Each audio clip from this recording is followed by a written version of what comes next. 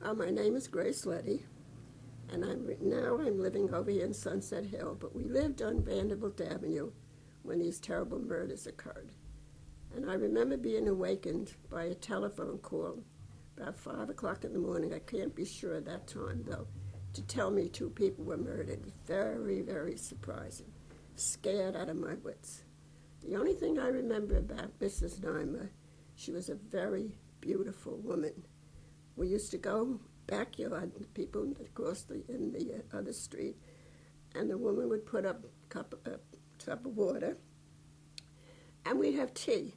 We'd all sit around, but she would never drink the tea because she was a religious Mormon, and she used to use, I believe it was Postum. And it was just women talk about the kids in the house and the neighborhood. It was from that porch that we looked over when Dee Nimer supposedly reenacted the murder.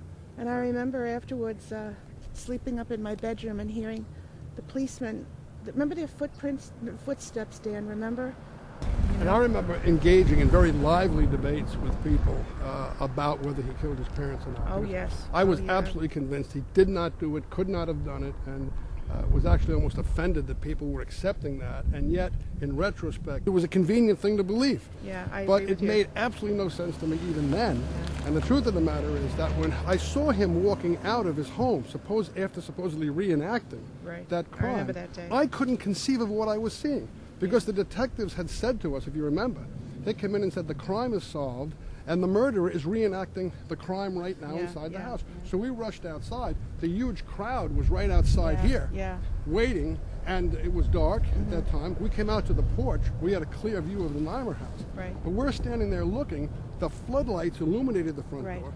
Dee Nimer walks out. I believe he was holding a doll or something like toys. Holding some toy of some kind. He came out. People were gasping. Flashballs were popping, and it didn't immediately click in my brain what they were trying to say.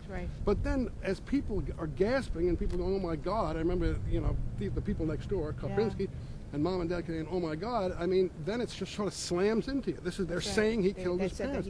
But even at that moment, the truth is, I didn't believe it. Kids that played with Dean that I've spoken to since who said that they believe he did commit the murder. Really? And that was is that true? Yep, of course it's true. That was the dominant feeling. That was the idea. Maybe they felt like I did. If someone built a time machine and could go back in time so that they could know really who killed John F. Kennedy or whether there was complicity in the assassination of Abraham Lincoln, I think if I had one shot at that, I would like to see what happened inside the Nimer house that day so that whoever did that could be brought to justice.